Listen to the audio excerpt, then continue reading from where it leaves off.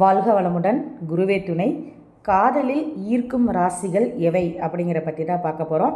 12 ராசிகளுக்கும் அந்த ராசியில் இருக்கக்கூடிய கிரகத்தை பொறுத்து சுக்கிரன், சந்திரன் இந்த மாதிரி கிரகங்கள் இருக்கும்போது காதல் தன்மை நன்றாகவே இருக்கும். அதே மாதிரி இயல்பாகவே இருக்கக்கூடிய ராசிகளுக்கு இயல்பாகவே காதல் ஈர்க்கும் தன்மை அதிகமாக இருக்கும். அது எந்த ராசிக்கு அப்படின்னு பார்த்தீங்க அப்படின்னா ரிஷபம், துலாம்.